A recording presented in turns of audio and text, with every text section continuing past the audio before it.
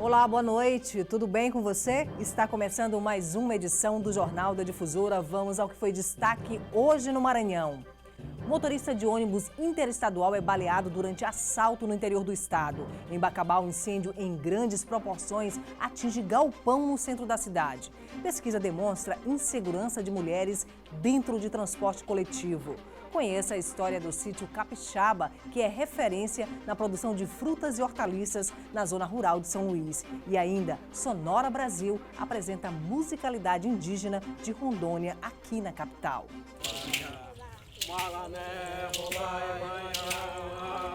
Seja bem-vindo à sua casa. Está começando agora o Jornal da Difusora.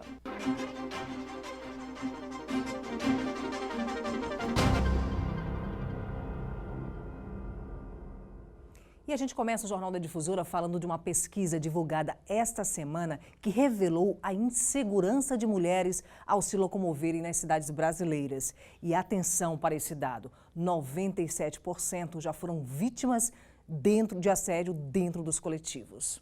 Quem usa o transporte público sabe, nem sempre se dá sorte de conseguir ir sentado assim. Principalmente nos horários de pico, a lotação dos coletivos é comum. É nesse cenário que muitas mulheres passam por momentos de desespero. São vítimas de assédio e importunação sexual. A Marina trabalha no terminal de integração do Maracanã. Constantemente vê passageiras descendo dos ônibus relatando abusos. Do ônibus, o homem se esfregando, tipo usando o balanço do ônibus para se encostar e tudo. E o fio-fio normal, todo homem faz. No primeiro semestre deste ano, a Delegacia da Mulher registrou 40 casos de assédio e importunação sexual na capital maranhense. O projeto Rumbora Se Mostrar está fazendo um mapeamento para identificar os pontos da cidade em que as mulheres estão mais vulneráveis. Nós entendemos que vão existir pontos, né? Todos os dias nós mulheres sofremos assédio, mas entendemos que podem ter pontos de confluência desse assédio. E essa pesquisa ela quer levantar exatamente esse dado, para que nós consigamos incidir em políticas públicas e privadas, como se existe um local público onde existe essa incidência maior de assédio, que ação educacional, que campanha a gente pode efetivamente realizar naquele local. A nível nacional, uma pesquisa feita pelos institutos Patrícia Galvão e Locomotiva demonstram a vulnerabilidade das mulheres nas cidades brasileiras. 73% das entrevistadas não se sentem seguras no transporte coletivo. No meio de tantos relatos, a Marina espera pelo dia em que todas possam andar sem medo. Eu acho isso inaceitável. Acho isso inaceitável, até porque o homem tem que ter uma educação, tipo, respeitar. Assim como as mulheres respeitam todo mundo, o homem também tem a capacidade de respeitar. Normal. E no Dia Mundial contra o Tráfico de Pessoas, um encontro foi realizado aqui em São Luís para discutir esse negócio ilegal que movimenta dinheiro no mundo todo. No ano passado foram resgatadas 2 pessoas do Maranhão que estavam em situação de escravidão em outros países. O encontro serviu para debater sobre o tráfico humano, uma situação grave que ainda é muito comum no mundo inteiro. Estima-se, inclusive, que o tráfico de pessoas é o terceiro negócio ilícito mais lucrativo, logo depois das drogas e das armas. Lamentavelmente, é um crime organizado e com isso há muita subnotificação e que exige uma formação cada vez maior de rede nacional e internacional para combate a esse tipo de crime. Nenhum país hoje está livre da rota de tráfico de pessoas. Os mais vulneráveis são aqueles marcados pela pobreza, instabilidades políticas e desigualdades econômicas. Segundo estudos feitos pela Organização Mundial do Trabalho, o tráfico humano movimenta todos os anos cerca de 32 bilhões de dólares. As estatísticas revelam ainda que quase 80% das vítimas são destinadas à prostituição. Nessa lista também aparecem situações em que as pessoas são submetidas ao comércio de órgãos e ao trabalho escravo. O tráfico de pessoas existem algumas modalidades que são frequentes. Dentre delas é o trabalho escravo, nós temos também a venda de órgãos e uma das principais é para fins de exploração sexual. E a gente nota que a partir dos dados oferecidos pela ONU, esses dados oferecem pontos importantes. As principais vítimas de exploração sexual são mulheres, crianças e adolescentes. Um trabalho internacional realizado no início dos anos 2000 e que contou com a cooperação dessa pesquisadora, conseguiu identificar especificamente, entre outros aspectos, o perfil e a rota seguida por mulheres, crianças e adolescentes para que fossem explorados sexualmente. O levantamento ele se deu em todas as regiões do país e aqui no Maranhão foi coordenado pelo Centro de Defesa Padre Marcos Passerini. E à época eu era a pessoa responsável dentro do Centro de Defesa Padre Marcos Passerini, que fez a seleção de professores pesquisadores e a gente realizou essa caracterização. E agora a gente viaja pelo Maranhão com um giro de notícias.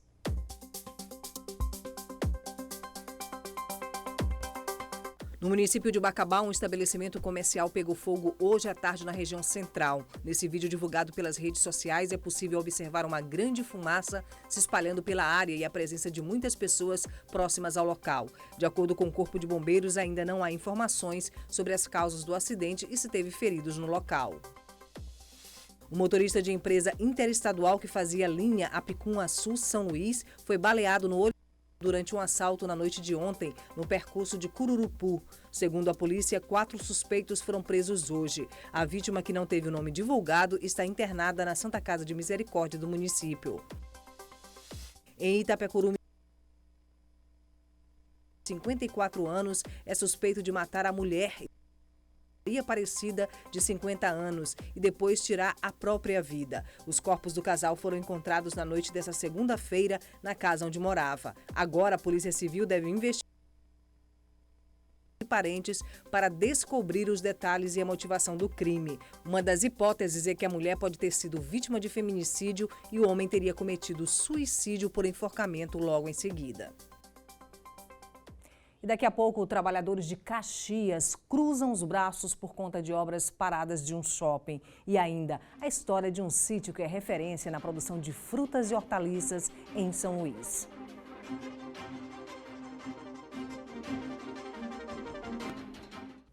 De volta com o Jornal da Difusora e agora a gente fala sobre a situação de trabalhadores que atuam em uma obra de um shopping na cidade de Caxias.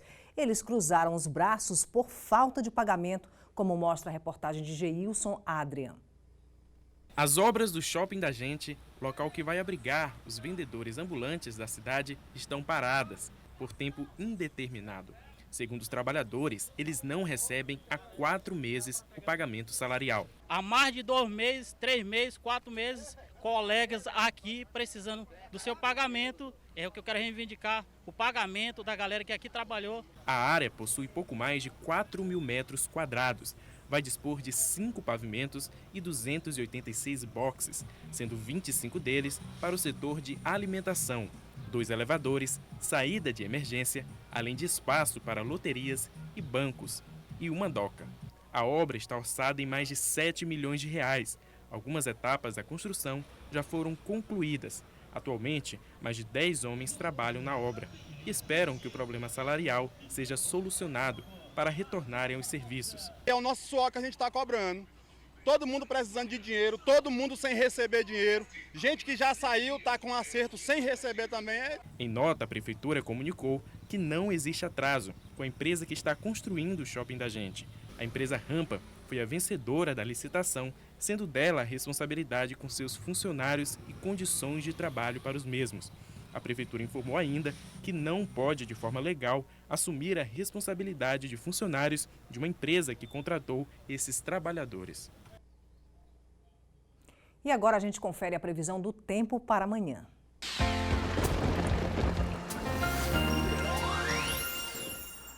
Bom, a gente começa por Imperatriz. A boa notícia para os moradores da região tocantina é que o tempo se mantém firme e não chove. A máxima pode chegar a 35 graus e a mínima a 20 graus. Aliás, temperatura caindo muito à noite lá na cidade.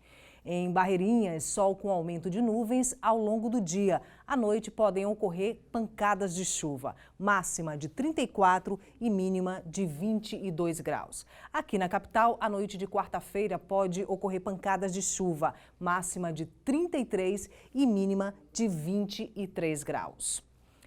Frutas e hortaliças semi-orgânicas estão garantindo cada vez mais espaço no mercado maranhense. Além de mais saudáveis, alguns produtos podem ser até mais baratos, sobretudo quando os alimentos são produzidos aqui no interior da ilha de São Luís. A repórter Nice Ribeiro mostra pra gente como funciona a produção no sítio Capixaba. A produção é como um ciclo. Os restos da horta e o que vem do curral passam pelo processo de compostagem e viram adubo. As mudas na estufa têm um tempo para serem levadas ao plantio. Todo o processo quase 100% orgânico. Verduras, folhagens, tudo verdinho e pronto para o consumo. O mercado cada vez mais promissor, já que a preocupação das pessoas é consumir alimentos cada vez mais saudáveis. A plantação do Seu Zé começou em meados de 2010 e já tem uma estrutura que atende até os grandes revendedores de hortaliças e verduras. São 5 hectares de terra utilizados no plantio e como fonte de renda da família. A gente faz rotação de cultura aqui também, né? Aqui era alface, passou para abobrinha, aqui era quiabo, hoje já é pepino japonês. E a gente procura assim o mínimo possível de não ter agrotóxico, né? Não é 100% 100, mas 95% já é. Então, usando hoje produtos biológicos, né? Trabalhando com Jesus, que é engenheiro agrônomo, e está dando assistência para a gente aqui. Os pequenos agricultores em São Luís são responsáveis por cerca de 50% do que é produzido na agricultura familiar. Tudo que sai aqui da plantação do Seu Zé, por exemplo, vai para as feiras, supermercados. Por dia, ele consegue entregar até 150 maços de folhagens. E quando se trata dos legumes, a produção diária chega a mais de 400 quilos. E a produção se estende a outros itens, como frutas e a criação de animais. Seu Zé é um dos 500 produtores de São Luís que trabalham no fortalecimento da agricultura familiar. Apesar das chuvas desse ano, que trouxeram danos de até 70% da plantação, a esperança é o que mantém o agricultor focado a trabalhar um dia após o outro. Você não controla a água, né? E com o sol você controla, igual a gente está molhando aqui, irrigando. Você bota o gotejo, você molha o necessário que a planta precisa. E a chuva ela vem com excesso. Nós tivemos um mês aqui de perder 70% a 80% da produção. E aí como é que faz? Planta de novo. Planta de novo para... Você não pode desistir. O plantio orgânico, as vantagens que ele tem são imensas, porque já um produto não ter resíduo agrotóxico na estrutura dele já é muita coisa para a saúde humana, né? Infelizmente, é uma metodologia que é uma coisa trabalhosa e realmente o agricultor ele não quer, porque ele quer ver resultado rápido, ele quer plantar e dar uma praga, já quer aplicar o veneno para no outro dia já está livre do problema, né? É uma coisa, como te digo, lentamente que tem que ser implantada, não é uma coisa que de um dia para outro.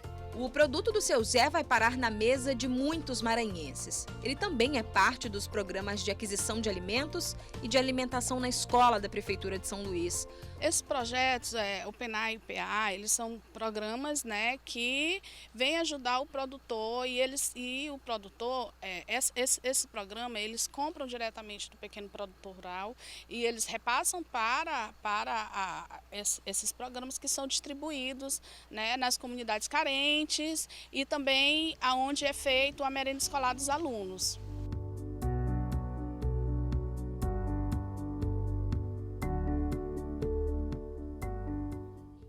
Muito lindo de ver, né? Tudo verdinho assim. Você conhece? Fica lá na Vila Esperança. Além de unidade produtiva, o sítio Capixaba foi incluído pela Prefeitura de São Luís na rota de turismo da zona rural. Daqui a pouco, o Sonora Brasil apresenta a musicalidade indígena de Rondônia aqui na capital. E ainda, lenda de pai Francisco e Catirina é contada no palco do Teatro Alcione Nazaré.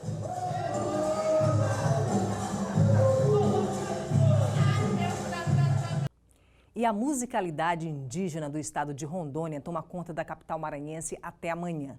A apresentação faz parte da 22ª edição do projeto nacional Sonora Brasil. Estes são os Guarani Biá, do Rio Grande do Sul. O grupo é um dos 7 a se apresentar na Mostra do Sonora Brasil. O canto e a coreografia peculiares são de um povo que sustenta a cultura indígena através da arte e da música. Vou mostrar para a sociedade um pouco da cultura, a língua diferente, o cântico, a musicalidade também, o violão, o violino, essas coisas, né? Nós estamos felizes de aqui estar para mostrar um pouco da cultura guarani. O maracá também simboliza a história dos caigangue. O grupo, também do Rio Grande do Sul, traduz a musicalidade dos povos originários do Brasil por onde passa. Hoje vamos estar apresentando a música dos nossos ancestrais para o público. Então, quero desde já agradecer por essa oportunidade de estar aqui neste estado tão grande. A música apresentada durante o evento lembra da valorização da cultura e da preservação de uma identidade indígena, que apresenta na música a riqueza de um povo. A cultura e musicalidade indígena foram retratadas na 22ª edição do Projeto Sonora Brasil, realizado pelo SESC em todo o país. Um retrato da história, de graça para o público. Nesse ano o tema é Povos Originários do Brasil, a música dos povos originários, né? Então ele valoriza muito a cultura oral, a cultura da música, a valorização, o som do instrumento mesmo, né? Não tem amplificação de instrumentos. Então o projeto é um projeto de pesquisa, entendeu? De música, então o projeto e o SESC vem fazendo história, né? Valorizando essa cultura oral.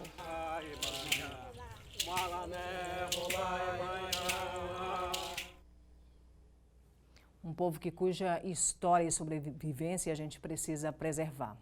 Bom, uma comédia pra lá de divertida está hoje no palco do Teatro Alcione Nazaré para contar a história da lenda de Pai Francisco e Catirina. Vamos saber mais detalhes do espetáculo ao vivo com o repórter Hugo Viegas, que está por lá. Boa noite, Hugo. Como é que está aí a movimentação?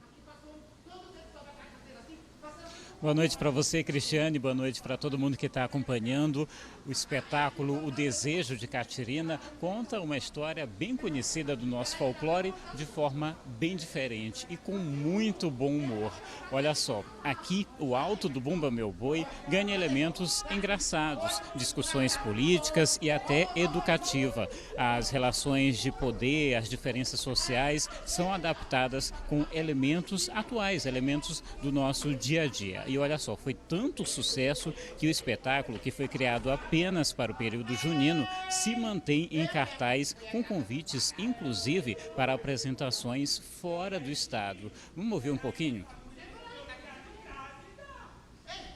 A senhora está trocando a prioridade. Eu não sei nada disso. Não sabe não? Esse lugar é para os idosos, para as grávidas, para as pessoas que não têm muita mobilidade. É verdade. Pois é, Cristiane, quem perdeu hoje ainda pode conferir amanhã e também na quinta-feira, dia 1º, sempre a partir das 7 da noite, aqui no Teatro Alcione Nazaré. Eu volto com você. Obrigada, Hugo, aí pelas informações. Só lembrando, como o Hugo falou, o espetáculo fica em cartaz até amanhã, às 7 da noite, no Teatro Alcione Nazaré, no Centro Histórico de São Luís. Imperdível, né? Bom, as reportagens dessa edição você pode rever no portal M10, interaja também com a gente em nossas redes sociais. E só lembrando que amanhã cedinho, às 6, você tem um encontro com Silvan Alves e o Bandeira 2. E às 7, Adalberto Melo no comando do Bom Dia Maranhão. Muito obrigada pela sua audiência, uma boa noite, até amanhã. Tchau, tchau.